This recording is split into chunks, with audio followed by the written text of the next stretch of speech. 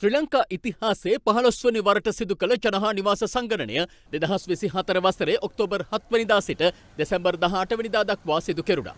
ඒ දිවයිනේ දිස්ත්‍රික්ක 25 ග්‍රාම නිලධාරී කොට්ටාස 14008ම ආවරණය වන අයුරින්. ඒ අනුව ශ්‍රී ලංකාවේ ජනගහනය 21,7,01,800ක්.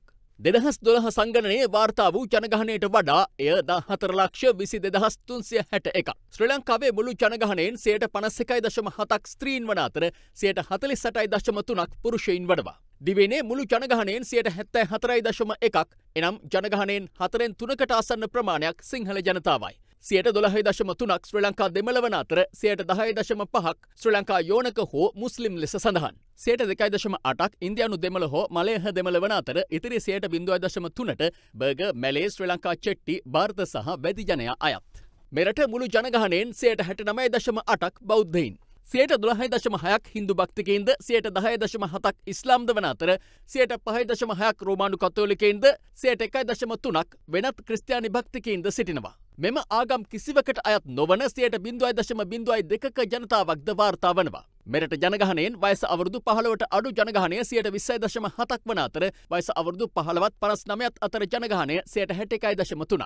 වයස අවුරුදු 60ත් 64ත් අතර ජනගහනය 5.4ක් වන අතර වයස අවුරුදු 65ට වැඩි ජනගහනය 12.6ක්.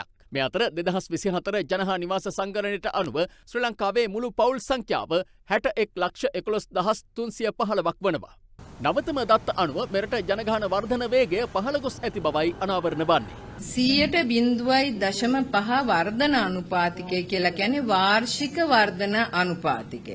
සාමාන්‍යයෙන් වාර්ෂිකව ජනගහන වර්ධන වේගය අපි කියනවා 100.5ක්. ඒක පහුගිය සංගණන දෙකේ කියන්නේ 2012 සහ 1981 ඒ කියන්නේ පූර්ණ සංගණන පැවැත්වූ කාලයල් දෙක සැලකලපුවාම 100.7ක් විදිහට තමයි වාර්තා වෙලා තිබුණේ. අද දෙරණ YouTube නාලිකාව YouTube අද දෙරණ දැන්ම සබස්ක්‍රයිබ් කරන්න.